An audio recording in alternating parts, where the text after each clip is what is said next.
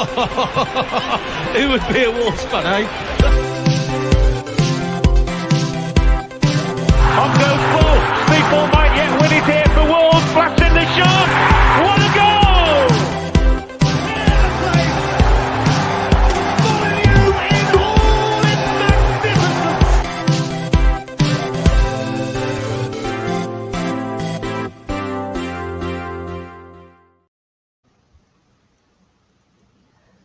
Hello and welcome to a Wolves Fancast special. Thanks for joining me, Gully, your host today, as well as Jefoe and a special guest in Dan Butler, the man behind the excellent summer 2022 recruitment plan that you may or may not have seen shared around the Wolves Twitter sphere over the last couple of weeks. If you haven't, fear not, we're here to give you a taster of what to expect as Dan, with the tiniest semblance of help from myself, sourced a number of transfer targets that could turn Wolves from a laborious profligate team to a more aggressive, clinical and altogether more entertaining side to watch. Whisper it quietly, but we may even be transitioning to a back four next season. Dan, before we kind of get into the nuts and bolts of the plan, I just wanted to kind of talk through your background as a Wolves fan. People who may have heard from you before, especially on our podcast as well, may have noticed not quite the Black Country accent.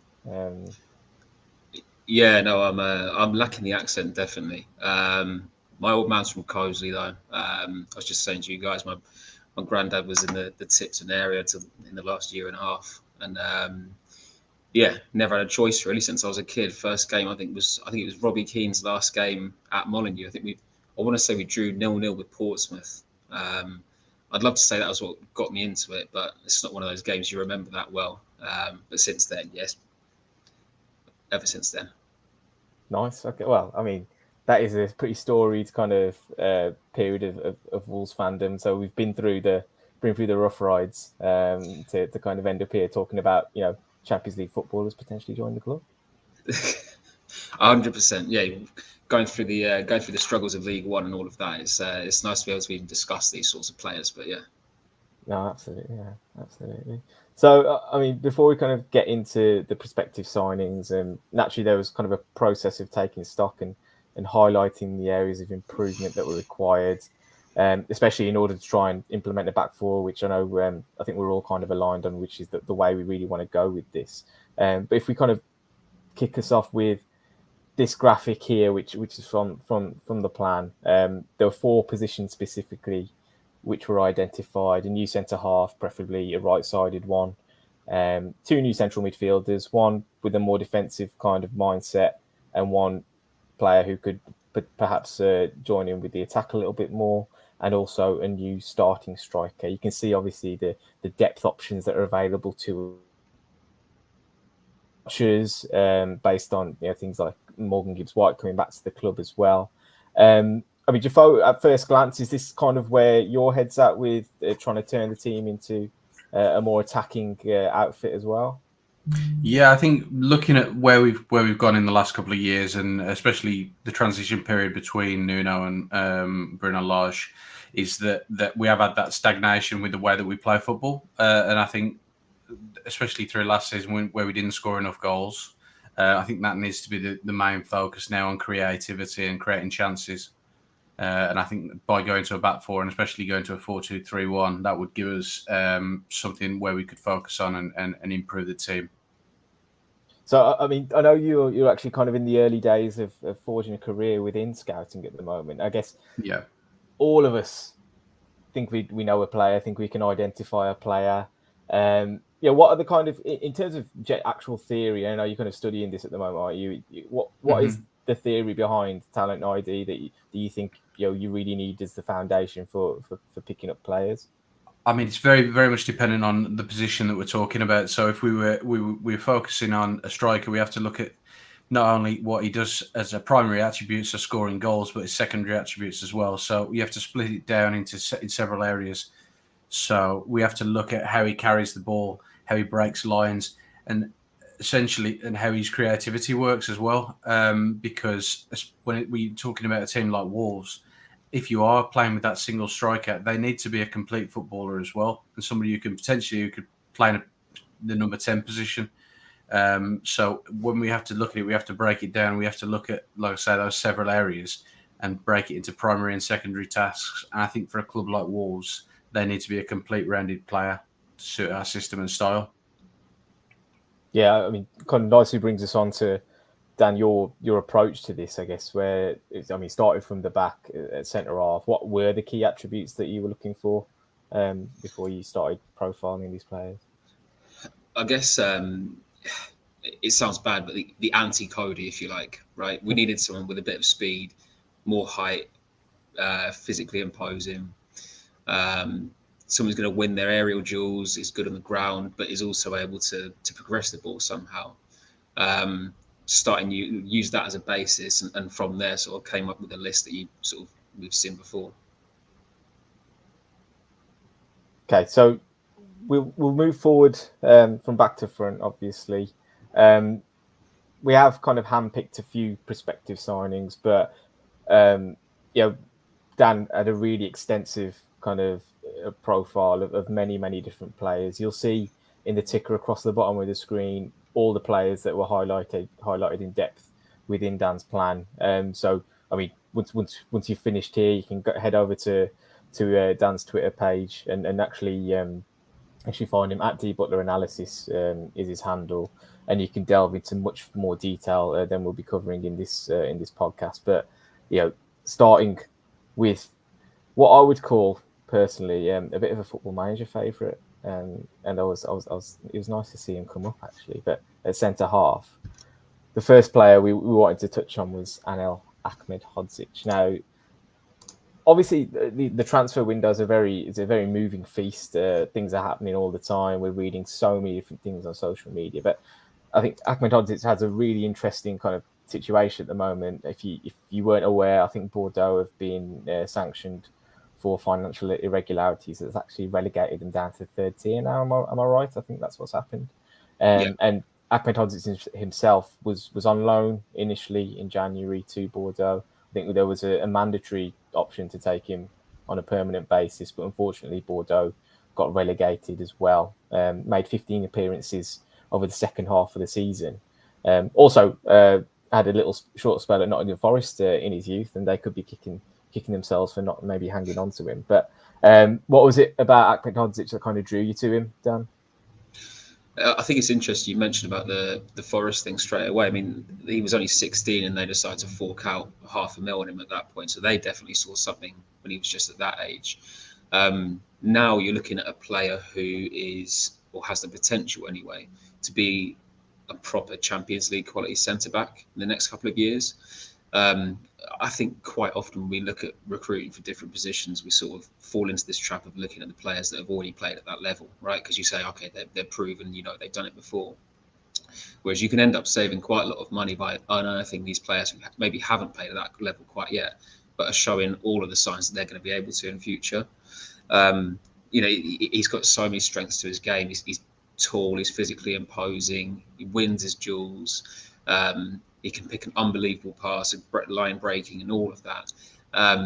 He's not a complete centre back. I think that's quite an unfair term to throw around just lazily like that. But he's got a lot of good attributes about him, and especially with the situation with Bordeaux now, you're looking at a price that probably way off of what he's actually worth or going to be worth in future. Jefoe, have you come across Ahmed Hodzic? Yeah, a little bit. So, I mean, if we look at him so I've done a little bit of a comparison with Ahmed Hodzic against Cody, because that's what you're saying. We want the sort of anti-Cody, and he's a very different player. He as a centre back, he's more of a risk taker. So he attempts more tackles per game.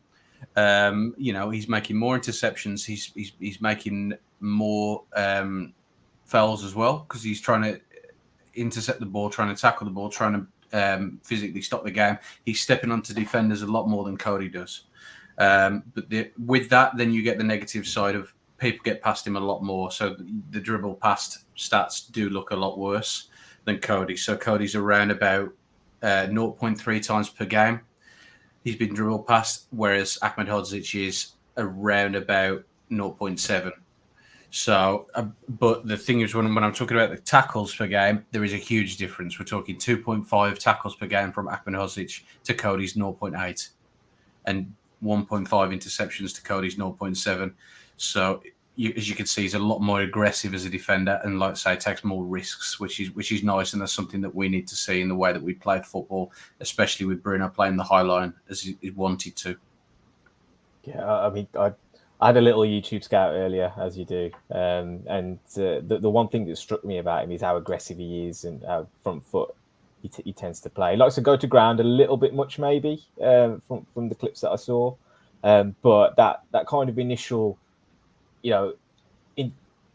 insistence on actually being in front of his striker, it puts so much more pressure on players. I thought if we were to stick with a back three, I thought as one of the three, he could still kind of be quite a useful player to have there as well, just because you've got that sense of security with the extra centre half. You're allowing him to play his natural game with being aggressive, but also probably secure yourself a little bit.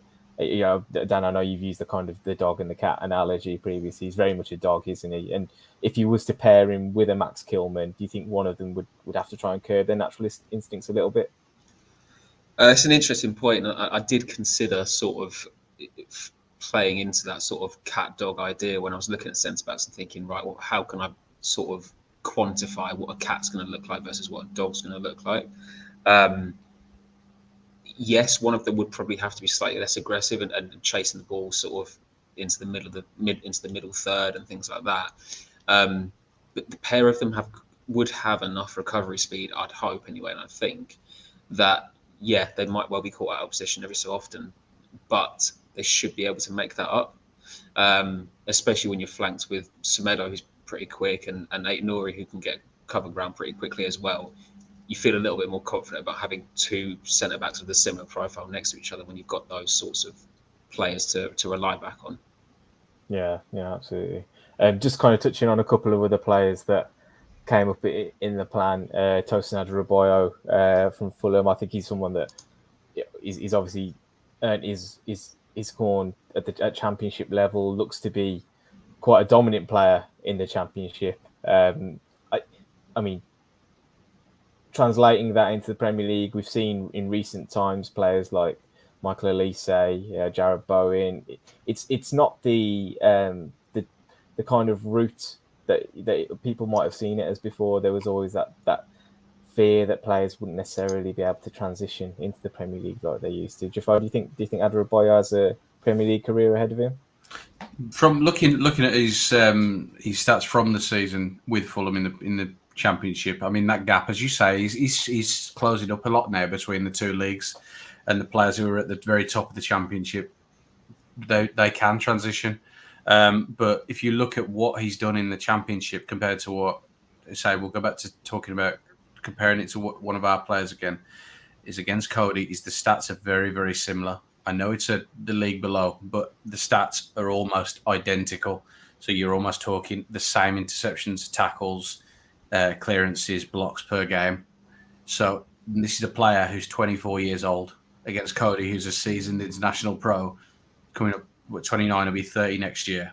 So this is an impressive stats. So if you can translate that into the Premier League and improve and coach within his game and put him against better players week in, week out, there's no doubt that he'll step up to be a Premier League player. Yeah, just a thought just occurred to me about kind of the way we go out and measure these players. And I think there's a lot of people out there that would dismiss the analytics side of things, the numbers that we're kind of throwing out there, to the extent where they just think they're not worth it. I don't think there's any data kind of minded people who would insist on data being the only way. But from your guys' perspective, how much do you think data should play a part in the judgment of a footballer? I'd always urge caution when it comes to defenders and centre-backs in particular. I think it lays the basis for the sort of players you're looking for, and then a combination of the data and the eye test is what's going to get you the best result. It's always difficult with defenders because I remember seeing something, I think it was earlier this season, that Grant Hanley had made more tackles than Harry Maguire, right? And that was doing the rounds on social media to sort of as a stick to beat Harry Maguire with. Yeah. Well, there's a reason for that, though. It's because he's in a defensive side that's going to be having to commit much more tackles and fight in the air much more frequently than Maguire's having to. So you do have to be slightly careful when it comes to certain positions. But I do think as well that the most forward-thinking and progressive and successful clubs now are relying on that baseline of data to sort of profile and scout the kind of players they're looking for. Yeah, I think you're right. I think that's the when you're looking at the early stages of scouting and you want to identify a list of players that you want to actually go and look at, I think that's where the scouting data comes in. And if you look at what the players are doing in metrics at that point, then you can create your shortlist, and that's when you've got to go and look at them, because unless you say, like you say, looking at a player and actually watching them and how they play and actually seeing what they do within tactics of the game and how that compares to who they're playing against or the type of the game or the importance of the game, can't never come across in numbers. So it's a combination of the two. But like I say, it's great for creating a shortlist. Yeah, it's probably never been the case within football history that tactics have probably affected the way a player naturally tends to play. I think they're all very much part of ecosystems, aren't they? That might allow you to flourish, might curb you a little bit, but ultimately there's so many caveats to some of the numbers that players are posting for sure. The other defender that we wanted to pick out as well was Gilletta, I think is the way you pronounce it. Clearly a European kind of level talent. The one question I had around this one, Dan, was in terms of the valuation that you put against him. What is that? Are you basing that upon?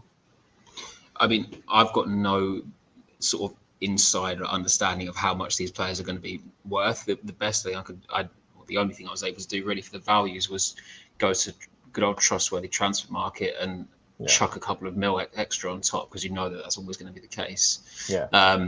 It's not set in stone. It's never going to be perfect. But it's probably a fair representation of what he would cost, to be honest with you. Yeah, Gilletta, Jefoe, are you familiar with him? What do you think of him? Yeah, he's a good centre back. I think he's in the last couple of years. I think he's really improved in the attributes where he was poor. So I think his consistency and mentality were two of the things that they could look at and they could say, okay, maybe that's an area that he's got to work on. But I think especially because Marseille played a lot more European football in the last few years, I think that's really helped him develop, because week in, week out in the French league, it is difficult to actually improve and to challenge yourself.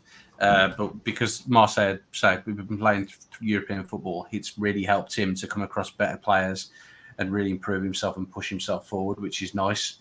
But yeah, I think the value that you put on there about around 17 million isn't far off. I think the most I'd probably pay for him is probably around 20. But the only problem with him is his speed probably is the slowest out of the ones that we've talked about. And I think he might be the one who gets caught out the most due to that lack of speed. Yeah, cool. I wouldn't disagree with that. I'd also say as well is that when you compare him against an Ahmed Hodzic, what you're doing is this thing again of, are you going to buy early and take the risk, or are you going to buy the sort of known quantity? And I think in this situation, you take the risk, right? There's enough data there. We've got enough sort of video on this player now to know by the time he gets to 25, he might well surpass these sorts of numbers and these sorts of performances that Gilletta is able to put in right now. Yeah, well, if we're looking at our actual squad, I've got a little bit of a graphic on my other screen I'm just looking at. So when we look at scouting and we look at building up a report on a team, we look in three major areas. So we're looking 18 to 23, 24 to 28, and then 29 plus as age groups. Wolves have a surplus of players 18 to 23, which is a good thing, because it means we've got the time to develop these players. But the problem is when you've got a great amount of players in this area, is you have to start thinking about that mentality issue. So if we go through a rough patch, how do these players pick up? How do they adapt to it? And that's one thing maybe that plays into Calzetta-Carr's hands, because he falls into that 24 to 28 age bracket where he's got more experience. You know, when you do have these rough times, he's one of the people that can turn to in the dressing room, and he can be the leader, somebody who pull off experience. Whereas with Ahmed Hodzic, he's not played as much professional football. And not to say that he wouldn't step up and he wouldn't be that voice in the dressing room, but it's when you're saying he's in there with the likes of Toti Gomez, 23, yes, and Mosquera, 21, and then the people who are older than him, Max Kelvin, 25, Cody, 28, and then Bolly's 30, and we've lost Say's 31. So it's about having those leaders around the squad and how he's going to be able to step up and be part of that. Yeah, no, there's definitely some intangibles that, you know, you almost wouldn't know until, you know, the players in the building, would you? So it's a difficult one to, like you say, it is always a risk bringing any player in. But we'll move on to midfield, and I think this position has been a bone of contention for a while for the club. We're really operated on the Dendoncker, Neves, Moutinho triumvirate ever since 2018, 2019 season when we first came up. There hasn't really been a player who's come through and offered an alternative to those three. Whether it's been, you know, they've been looking for a youngster to come in and do a job. Someone like a Bruno Jordan might have been highlighted as a player like that who might have been able to come through, but that hasn't happened. So I think that it's clearly on the radar, and from all the reports that we're reading, you know, with all the links that were being made to a certain Portuguese couple of players in the social media sphere at the moment. Clearly, it's something that we're targeting. We haven't actually got João Palhinha on our radar at this point, but we might have a certain other sporting midfielder to pick apart. But starting with kind of a more defensive-minded player, and really interesting one for me. This was a player I wasn't familiar with until you kind of brought him to our attention, Dan. But Vinicius Souza, who is on loan at KV Mechelen in the Belgian top flight from Lommel, who are in the Belgian lower leagues, managed by Steve Bold. I don't know if you noticed that, but a former Arsenal centre-half, Steve Bold, is actually in charge there. Do you know you have any more detail on that situation and how he's ended up going from Flamengo to the lower leagues and then kind of promoting higher on the back of a loan? I've not got any background on him at all in that sense. All I know is I was just trawling through the data and sort of taking the same approach that I'd taken for the other players, and he sort of just jumped out at me for the numbers, because the guy's ridiculous. Yeah. I couldn't quite believe that he was faring so well across so many of the metrics that we're looking for in a what I think we should be looking for anyway in a DM. He's the literal best of the crop that I was picking from for successful defensive actions and interceptions. He's just physically imposing. He disrupts attacks. He likes to bite into players, intercept the ball. He lurks in good areas to nick it away from people. He's just really, really well-rounded. The only drawback I think there is possibly his passing could be slightly better. And I don't mean that in terms of he's not got the technique or he hasn't got the range or anything like that. It's more that I'd like those accurate passes to be slightly higher for a DM, just because you need that ball security. And I think that's something that you said, Gully, when you sent over what you thought we needed for these positions, was someone who was safe on the ball. And I think if you are going to sit deepest like that, you have to be dependable to move it about safely and securely. And maybe that's the one area where I'd like to see some improvement. But for how much he would cost, there's a lot of transferable skills there, I think, is the biggest thing. Yeah, I mean, it immediately sprung out to me, you know, like you say, with the graphic that we've got here in front of us, how well he does in duels and how physically he's clearly able to impose himself on midfield. Again, I did a little YouTube scout. Every player seems to have a compilation these days.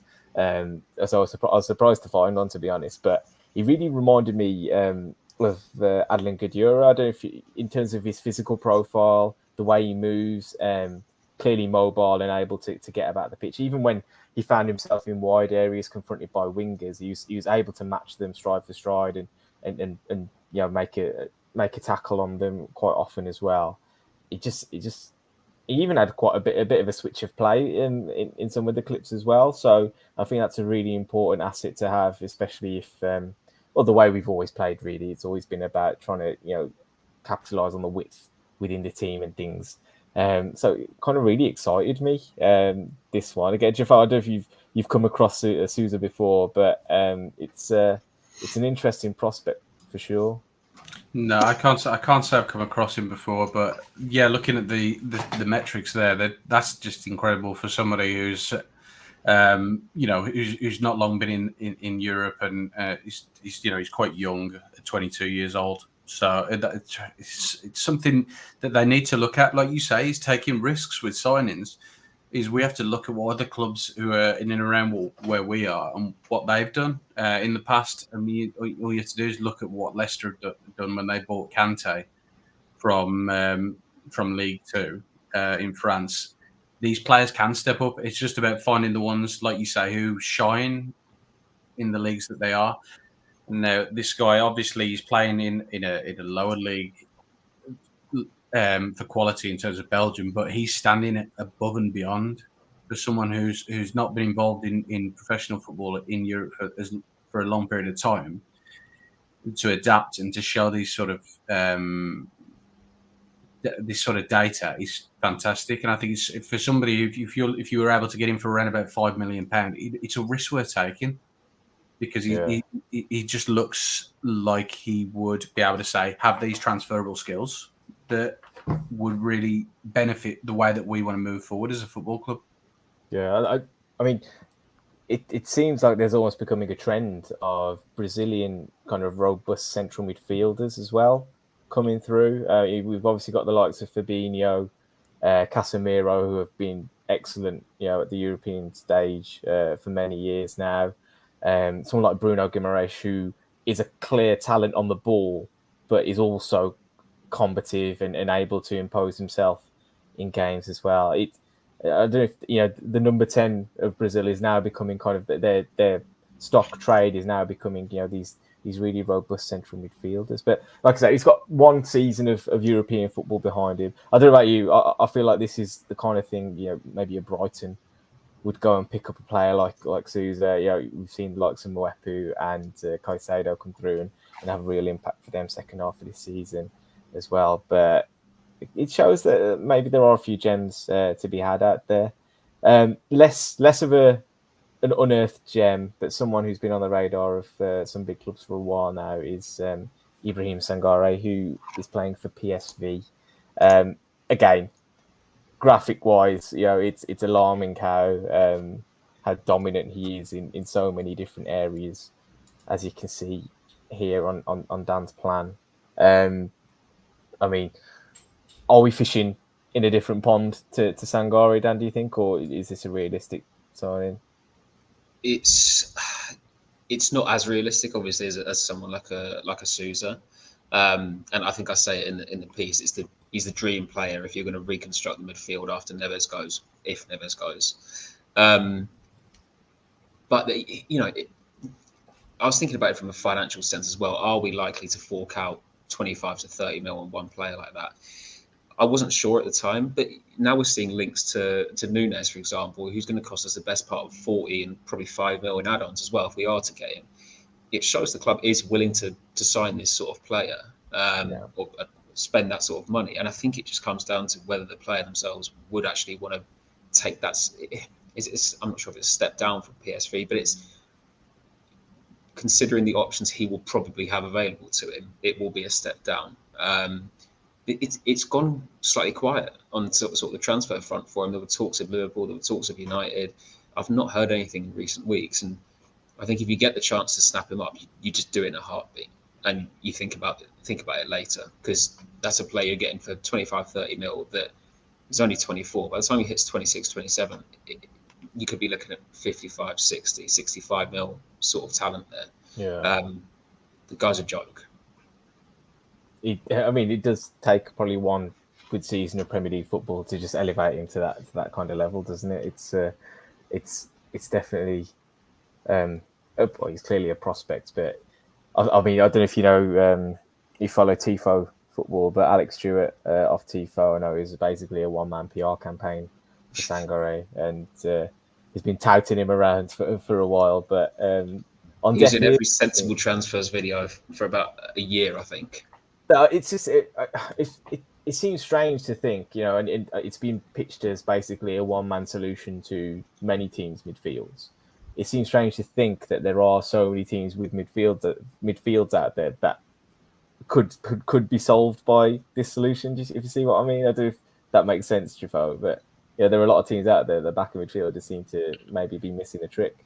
I mean, if you look at the teams who he's been linked with, I don't think he'd improve Liverpool too much. I think he'd be a squad player, even with Henderson getting a bit older and Milner pretty much finished there. But Man United, I know he's been linked with them quite heavily this close season, but like you say, it's gone a bit quiet. I think we're in a bit of a poor position with players like this because there's so many teams who need a player like this who has like these sort of attributes, but is he within that price bracket? And I think if I can see him go anywhere, he will go to United because of what they need. Because he's going to cost. I know he's down about 25 million, but I think he's going to cost almost 40.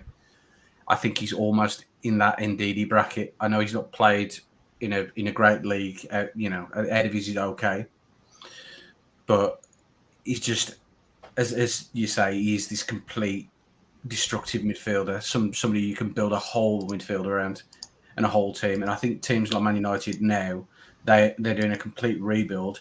He is that guy that they can almost build a spine of a team around. And I think he's one who's going to be in 4 or 5 years potentially the best in his position in the world. I think easily. I think when he hits 28, 29, I think he could be the best at number 6 in the world easily. You heard it there, Jeff. Yeah, go and do the business. To be fair, and we'll move on to the more advanced central midfield option here. Clearly, Jeff's been taking notice because if you believe everything you read on socials, and to be fair, Fabrizio Romano has tweeted on this subject specifically in the last 24 hours. We're going to touch on the Portuguese international from Sporting, Matheus Nunes. I think at the time that you published this, I was kind of on the fence of, I don't think this is actually a realistic option for us. Pep Guardiola's name checked him specifically in a Champions League tie early this season and called him out as world class. Whether that was kind of a plea to appeal to Nunes as a potential signing this summer, who knows? But it appears to be the case that we are in for Matheus Nunes of Sporting. 23-year-old Portugal international, sits kind of to the left of a central midfield.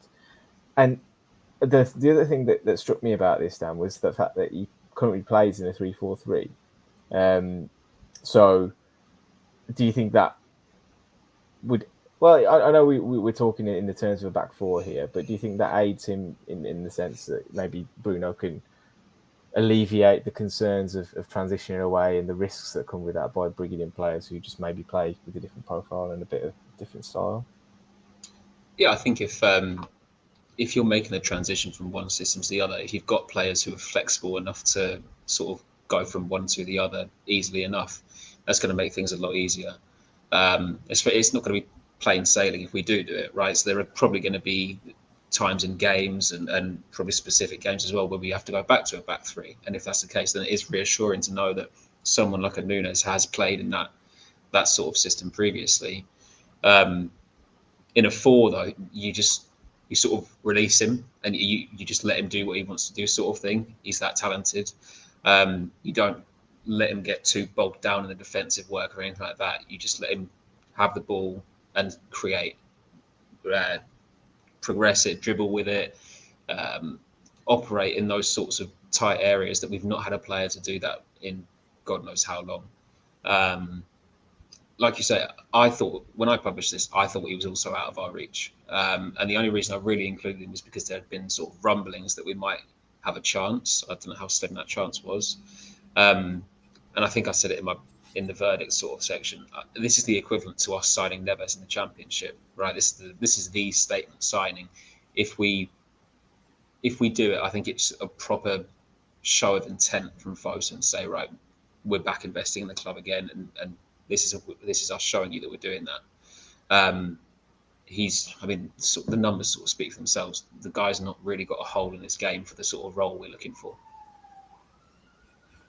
Yeah, I mean, I kind of compared it. There was a few questions flying around the WhatsApp chat about who he is and and the way he plays. I kind of compared him to one of my favourite players of all time, to be honest, in Moussa Dembele, but not necessarily as powerful as him, but able to, this new kind of midfielder that everybody seems to be looking for again. That press resistant player who, in the heat of the moment can take a second, can work his way out of difficult situations, and ultimately then open up the final third of the pitch, which is where I think we've really struggled, because I still think we have enough talent at the top end of the pitch, as evidenced in kind of the fact that we're not looking for maybe a number 10, we're not looking for a winger here within this window. I think there's enough talent there to take advantage of certain situations, but someone like Núñez would allow the pitch to be opened up in the final third for those guys to go and kind of take advantage of those situations. Jefoe, I mean, we're talking probably club record fee if this is to happen. Do we think he changes our game to that extent as well? I think everything that's been said so far is perfect for him. I think he is that statement signing. I think he's the one who can really change what we do as a football club and the way we play our game, because he is this complete rounded midfielder, to just throw around the term. But he does carry the ball well. He passes the ball well.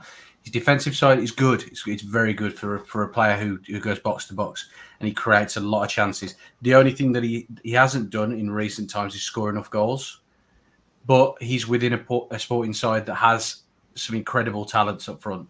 The players such as Pope, who was at Wolves, and we're not still upset about that, but. Yeah.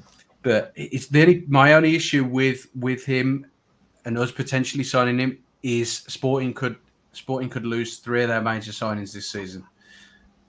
João Palhinha, Matheus Nunes, and Poe as well.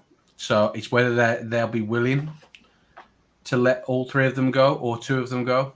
And I think to actually get them, like you said, we've got to spend a lot of money. We're talking 45 million euros. That is a lot of money that we haven't seen come from Fosun in recent times. But if they did get him, he would elevate what we do. And I think a lot of what he does and what he could do as a player would be similar to what João Moutinho was doing 10 years ago. And I think he's that sort of player and that sort of profile. And he would just elevate the way that we could dominate games from midfield, which is what's been missing the last 2 seasons.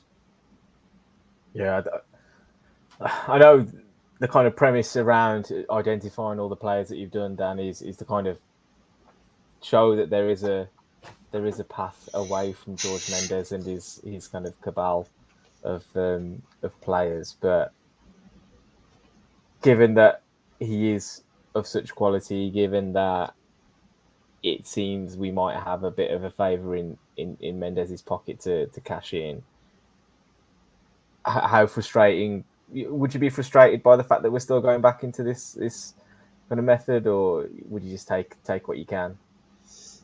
I think if you get the chance to sign someone like that, you just do it, right? I get it, and look, I think you and I are pretty well aligned on this. We'd like to move away from that Mendes model, but it's difficult. I'd like to move away from it, but when you get the chance to sign someone like Núñez, who by rights should be playing in the Champions League next season, without doubt, you just do it. Especially if you're getting given the chance for a player that might be worth double what we pay for him in about 2 to 3 years' time. I'd still like us to move away from that model, and I think the sooner we do that, the better. But if we can sort of squeeze one last bit out of it, then this is probably the player to do it for. I wonder if we have that signing that elevates us to that higher level, and whether we become that really attractive proposition of a club to a higher standard player off the back of it. I guess that's the holy grail, isn't it? That we become a bit more of an established European outfit, and we don't need to continue to go back to Mendes for deals and things. But in true fashion, our other central midfield option is from Portugal as well.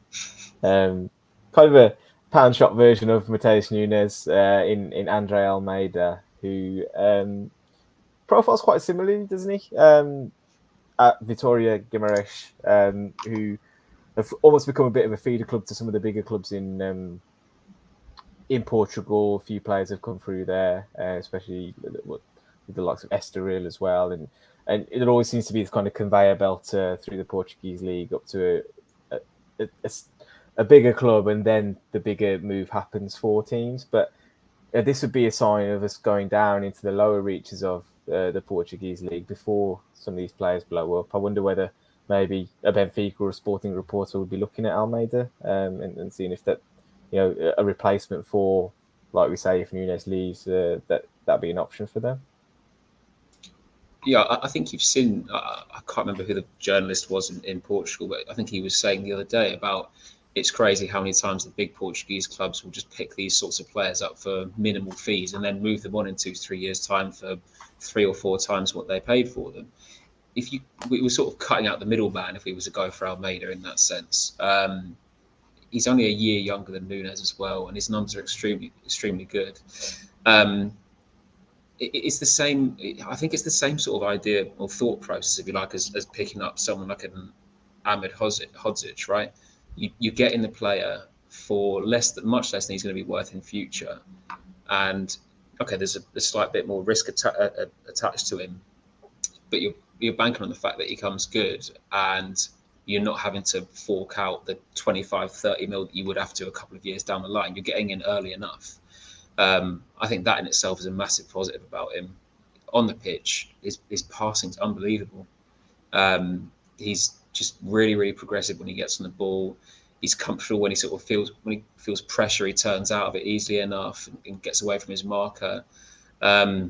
He's just a really good option there. And I think if the Nunes deal was to fall through, I think we probably all expect it will do at some point because it's Wolves and things like that happen all the time, then he's a really good secondary option there to have. Jefoe, I don't know if, in the midst of your work with scouting and stuff, what are the kind of esteem these teams in the lower reaches of the Portuguese league held in terms of, are they viable options for some of the bigger clubs to actually come in and take these signings directly rather than going through the typical channels? I mean, as we can see, from players who've gone down to that sort of level and used it as a springboard in their career, it's a very useful sort of area to look at. I've seen quite a few players who played in Liga and have not quite developed their career, and they've gone to the Portuguese league to play to teams like Vitória and that sort of level, and used it to actually springboard back up. I mean, looking at Andre Almeida, my only issue with him is I think maybe he's 2 years or maybe 1 year too early to come to Wolves, and I think it's maybe a Vitinha sort of situation where he wouldn't have the attributes to make a big impact right away. I think he'd be somebody who would need to be a squad player. So you would have to be brought in on the fringes. But yeah, especially, I mean, if we're talking about players who've gone to lower league Portuguese teams and done well, I mean, Banza, who was playing in League One in France, is now absolutely improved his game. 100% is the areas that he needed to work on in terms of his physicality and his dribbling ability. He's improved. And I think these clubs are great because there's no pressure on them. There's no pressure on them to win games. I mean, there's still a certain amount, but the league allows them to develop and be coached. And you've got some fantastic coaches who've really done well in the bottom of that league and have developed some fantastic players, like you say, who've gone to Porto and gone to Sporting and gone to Benfica, and then just £40 million, £30 million signings a few years later for some of the biggest sides in Europe. So it is almost like a feeder situation, but they are fantastic clubs and they play some really good football under progressive young managers who have stepped up to those clubs as well. Yeah, I mean, you mentioned Vitinha, and obviously he's a hot topic at the moment with a potential move to PSG.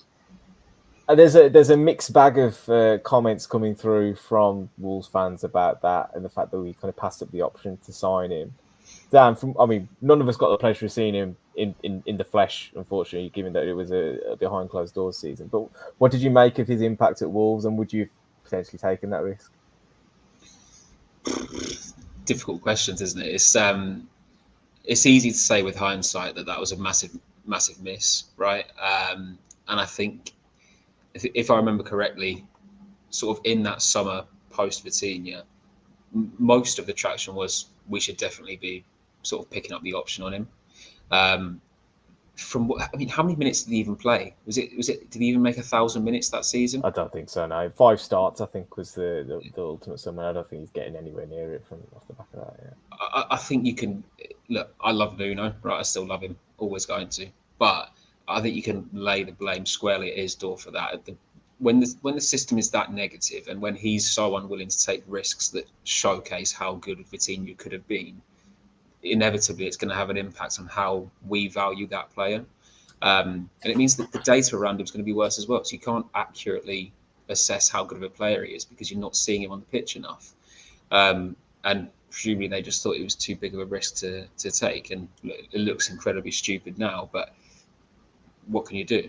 It's funny you mentioned about data again, because the problem is when Vitinha was at Wolves, that was the first season that Ian Cathro got involved, and the main issue that people have with Cathro, especially when he was manager in Scotland, was he looked too much at data.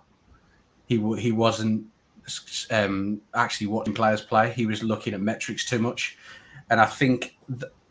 And I don't know for any sort of fact, but I feel that since Cathro came into Wolves, that may have been a step that was taken within the club, because there seemed to be a lot of focus move away from players' development, and players like Vitinha who were bought in were left at the wayside a little bit, which was frustrating.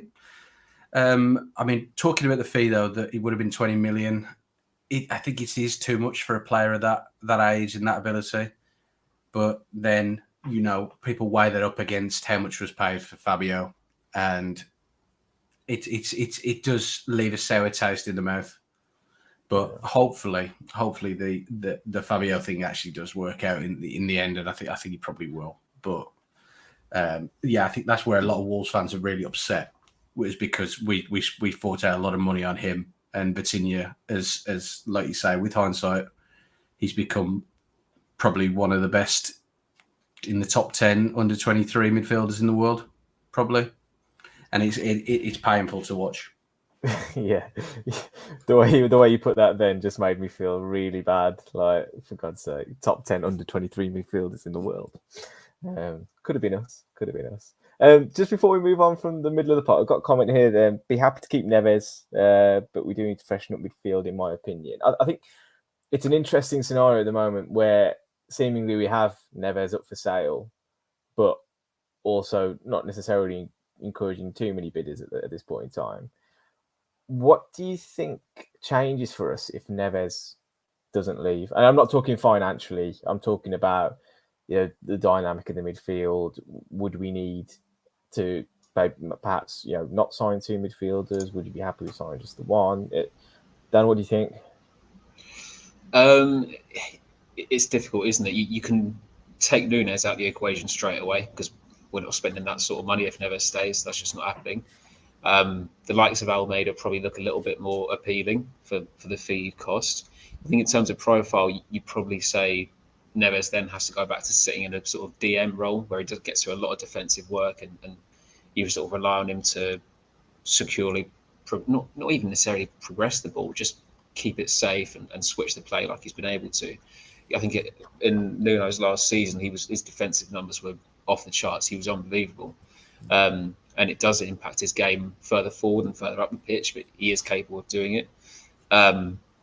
If he stays, you have to partner him with someone in the mold of a Nunes or an Almeida, right? It has to be someone who can break the lines, who can carry the ball forward, who can get involved in the attack. But again, at the minute, we're stuck in a holding pattern, aren't we? Until we know what's going on with him, it's difficult to know what exactly we're going to need for next season. I think that's probably what's causing a lot of the hesitation around signing anyone at the moment.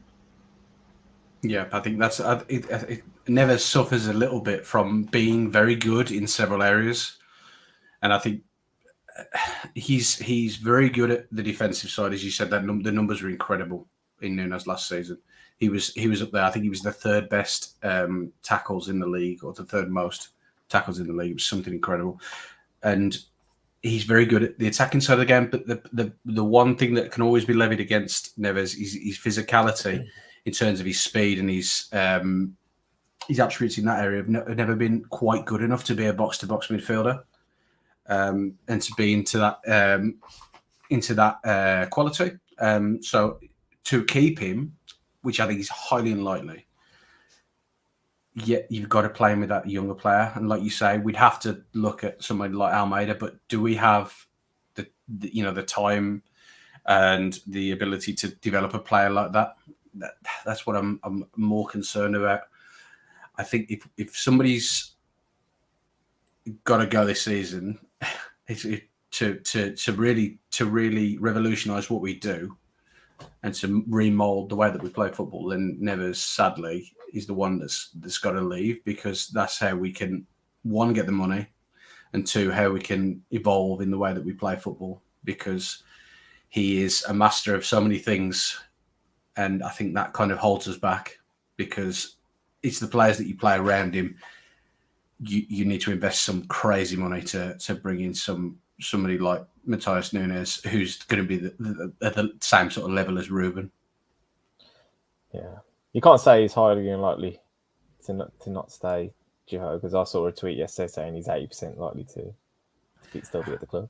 But yeah. Well, who knows? Who knows? That's from somebody's friend. Yeah. We'll move on to the goal scoring part of the pitch, the centre forward position. As we know, this has been an absolute real key area of concern over the last season. Raul Jimenez not necessarily hitting his straps after coming back from his injury. You'll notice that was he omitted from your squad depth list, Dan, at the start? I think he was, yeah, because I think I basically made the conscious decision to keep him out, because I think he's going to leave anyway. I think there's a decent chance he goes. I think even if I think it's probably time, right? I love Raul, but what I saw this season is a player who's seriously dropping off in a lot of areas that you start to see at his age. The injury did him no favours at all. Obviously, it's horrendous, and the fact we even got him back on the pitch was a win, right? So forget any of the numbers or anything like that. The fact we even saw him in a Wolves shirt again was massive. But in terms of moving forward, I don't think he can be the number 9 for this side if we really do want to progress. Well, no room for sentiment on this podcast today, so we'll have a look at who could be taking his place. And the first name we have to discuss is Lois Appender. Again, another player I actually had never come across, but someone who's had a really prolific season in Holland for Vitesse Arnhem on loan from Club Brugge. Actually, recently made his Belgium debut and has already scored a goal from 28 minutes of international football as well. So showing his prowess at a higher level than the Dutch Eredivisie, you suggest. Now, famous for lots of top goal scorers coming over to the Premier League and not necessarily flourishing, but the Eredivisie, it's not the worst standard of football. It's clearly a standard of football that I think allows technical players to flourish, allows attacking players to flourish. But he looks a real prospect, does Appender. I mean, again, done my little YouTube visit for a compilation, and adds, I think, a degree of pace to the forward line that I don't think we've got, especially without someone like Traore and especially without any of them really offering runs in behind. Yeah, absolutely. I think you rightly say about sort of the famed strikers who come over from the Netherlands and just do nothing over here or elsewhere. What I'd look to in that case is as you say, can you rely on it? He did play in Europe last season. Granted, it was the Conference League, but he scored 3 times. So there's a suggestion there that he can do it at a good level. And yeah, there's a lot to like about him. He is quick. He is flexible. He can play in a number of positions. I think that's actually quite a useful, or would be quite a useful sort of attribute to have in the centre forward that we eventually hopefully pick up is someone who's able to run the channels when they need to because they've got the speed to be able to do it, and or put in a cross when they need to. And when there's, for example, might be Neto's coming in at the back stick, then if you can get a sort of fluid front line, or if you're looking for a fluid front line, I should say, he's the sort of profile of striker you'd look to. I've sort of added all of the strikers' shot maps onto their analysis pages in the plan, and that's probably my biggest worry about him is that he shoots from everywhere.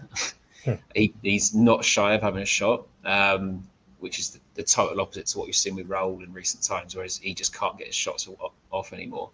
But I do think at 22 and for the fee that you'd probably have to pay for him, is pretty low risk, and things like his shooting and where his locations are and things like that, you'd be able to coach that out of him by the time he's 23, 24, 25, and then you've got a really good striker on your hands. Yeah, you can blame me for the high volume of shot things. I did say we wanted someone who basically shoots all the time. But yeah, I wonder, Jefoe, again, how aware you are of Appender and this situation where he's on loan from Club Brugge. Is there potentially a shout for them to make him their main man next season, having recalled him from Vitesse, and whether that, is something maybe they'll sell on another player who's been in situ this year. But what do you make of Appender? Yeah, from what I've said of him this season, he looks, like you said, a very quick player, very good. He links up the play quite well because for a very fast forward, he makes a lot of passes per game. And he's very much involved in link-up play and start-up play, which is good, which is what Raul does quite well. With regards to Club Brugge, I think they'd probably want to keep him. So we'd probably have to pay a little bit over what his transfer value is. So you're probably talking 15 million. There's a certain amount of risk with bringing in a player who's only played in Belgium and Holland, like you say. But if we could potentially look at signing him as well as an older striker, somebody in the mould of Seferovic, somebody who could help develop him and bring him on, I think that'd be good because we don't have a lot of players within that sort of 24 to 28 bracket in terms of strikers. We've got Leo Bonatini, who's just never done it in the Premier League for us, and we've got Patrick Catrone, who, although has shown glimpses of being a good player, as his career's stagnated massively. So it's sort of, we need that experienced footballer just to bring him along. But you want somebody who's got a little bit more experience and's got a little bit more time to bring him on, which is, I think, with Appender, I think £15 million, if they could afford to spend all this money on all these players, I think would be a great investment alongside probably 5 million for somebody like Seferovic. Yeah, and that would be the ideal option. I think having seen the goal that he scored against Belgium, it's exactly the kind of situation where we very rarely seem to find ourselves in. It was quite similar to Hwang's first goal against Newcastle. I think kind of made a run into right-hand channel, beat the keeper to the ball, and it was a nice finish. But those kind of strikers are exactly the type that we need. Not necessarily showing the back to goal all the time and just playing on the shoulder of the defence. It's just something that I feel we lack entirely. I mean, we've obviously decided within this to bring someone in ahead of Fabio Silva. Then what do you think this would mean for his future? It's a good question. I think he's still he's got a lot of work to do to still be that number 9 that we can rely on. I think he'll get there, absolutely, and he deserves more chances than he's had in certainly through the last season.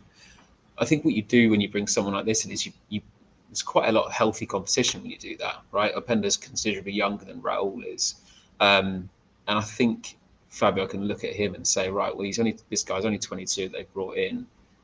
This is someone I can fight against to win the number 9 shirt off. And do you know what? If he was to do that, then with someone like an Appender, you've got the option to play him off of the left, off of the right if you needed to. I'm not sold on. I think I've seen a couple of times people have said on Twitter that we should be looking at a loan for Fabio. I'm not convinced that's what he needs. I think there might be value in what Jefoe said already about having that older striker to come in and for these guys to learn off. I'm not convinced Seferovic is the guy, but I think someone in that mould is a decent investment, and perhaps something I should have or could have included in the plan was this older style striker that can almost take these players under his wing and show them what they need to be doing to be scoring goals at this level. Yeah, it's an interesting concept as well now, where you kind of reference that Appender can play across the forward line. It seems to be the case that most teams are looking for versatility within their strikers as well. I mean, Jefoe, do you think there are players within our current setup that could maybe translate into centre forwards as well, or we really need to bring someone in? I think there's definitely a need to bring someone in. We've got quite a large amount of forwards at the club, to be honest with you. I mean, we've got, as we mentioned, Raul, Leo Bonatini, still a Wolves player, Patrick Catrone, Renat Dadishov, Gibbs White can play as a sort of false 9, and Leonardo Campana. And none of them have really done anything when they've been at the club, or even had chances during League Cup games. So I think that's one area that I think they're going to have to start cutting the losses on the players that they've got and focus on bringing in somebody who can really make a difference, because the scouting and the work that they've done on the forwards in the last few years has just not been very good. The players they've brought in haven't really hit the ground running. So I think that's where they need to be focusing on this season, because I think, as you said earlier, I think Raul is just on that decline now. I think the head injury is just, I know it's a major factor behind it, but he's 31 years old now. He's not going to get any better, you wouldn't have thought, and he's going to lose a lot of his physical attributes. So we need to really pull the trigger, and there's no room for sentimental nature in football. We need to move him on, and we need to bring somebody in, because the only people who will suffer is us as fans, because at the end of the day, Wolves are just going to decline, and we'll go down the table and probably slip down into like 15th and below next season if we don't focus on the areas of goal scoring. I think because we were very lucky last year with regards to how good Jose Sa was. Yeah.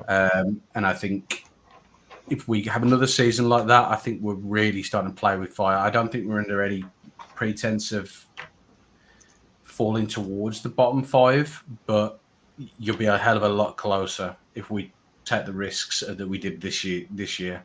So I think that's, like you say, it's going to be an area we have to look at. Yeah, I mean, I feel like I've become a bit numb to how poor our goal scoring record is now, even compared to like some pretty average teams in mid-table within the Premier League. We're so lackluster in that sense. It will almost be amazing and alarming to see us start scoring goals at a normal rate again. But we'll see. It's definitely going to be an interesting summer. I do. The Raul thing is, I'm in two minds about it. I think he's one of those players that he's not overworked as a striker over his career. I feel like he's still probably, especially considering the amount of game time he got like Benfica, it wasn't really a lot to speak about. But and I wonder if he's still got. And we're seeing older strikers really flourish these days with the likes of Benzema, Lewandowski. There's still a place for it, but yeah, there's a lot yet to happen in the summer. And to be honest, we probably need to get a bit of a move on with it because pre-season is fast approaching. That kind of leaves us with this as a proposed lineup going into next season. Interesting prospects. Obviously, no Neves there, but Gibbs White integrated as well. Dan, how would you kind of see this team playing in terms of style, in terms of how the component parts kind of fit together? It's a good question. I think you'd see a lot of build up on the left hand side, just purely because I'm still of the opinion that Semedo is a bit of a net negative in possession. I think when he can, he'll always double back and play either sideways or back to his centre back. So I think you'd see a lot of sort of Aït-Nouri, Nunes and Neto linking up and moving in around that area. I think we have to play Podence in the 10. I think I said it in the plan. I think he's the most creative player we currently have in the squad. And then I think when you have Gibbs White, you're not only getting someone who can play on that right hand side, you're getting a goal threat as well. So I think you can look at Appender and Gibbs White there and say you've actually got quite a fluid, interchangeable sort of thing going on there, where Gibbs White might be the most sort of furthest forward player for certain attacks, and Appender might switch out to the right, and vice versa. I think it's fluid. It's got a good base with Souza there, who would break up everything. Obviously, the introduction at Ahmed Hodzic would be massive at the back. That sort of size is the sort of side that challenges for top 8, top 7, and possibly beyond. I think that's the sort of quality you're looking at there. Yeah, I think looking at that, I think that's the sort of thing that West Ham have done. I think the sort of side that they built, and it's in the same sort of mould. That front four is so fluid. You've got people who can interchange with positions real easily. Podence, Neto, Gibbs White, those front three moving around, Appender picking up positions in the channels. That's where we'd be the most dangerous. And I think that's a great looking system. And I think that would be where we'd flourish. And I think we'd do our best stuff. I think Souza, like you say, is the anchor with Nunes alongside him. I think that would be the evolution that we've all been screaming for in recent times. And I think, that sort of fluidity and interchanging nature of the side would only benefit us going forward. Yeah, I mean, what this doesn't obviously show is the level of depth that we would have, I think, as a result of bringing these players in as well. I think there's players like Fabio, even players like Dendoncker, Moutinho, if he's still at the club as well. It just gives you that little bit of a firm base if things aren't quite working in the game. Opportunity to change things as well.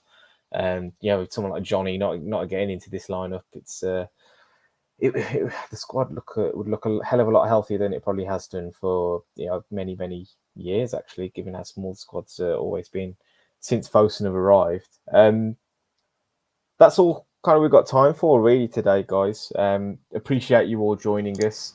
Now, there's a hell of a lot more detail, obviously, in Dan, the man with the plan, his recruitment plan. So you can go out ahead and find out a hell of a lot more about thoughts on the current setup, the current team, and what strengths and weaknesses have been identified there, and how we've ended up coming up with how Dan's ended up coming up with the proposals that he's done so in this plan.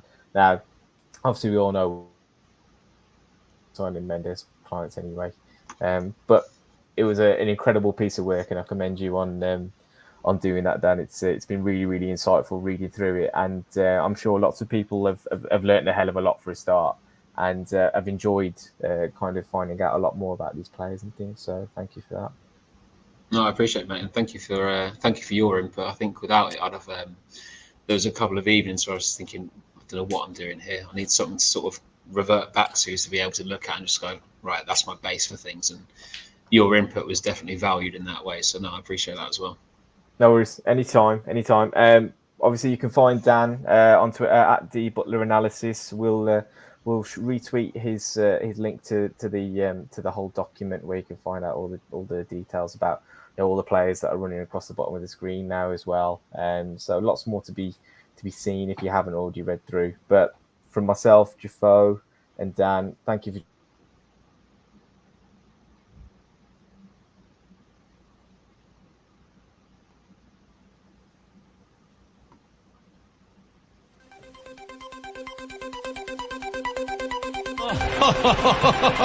It would be a Wolves fan, eh?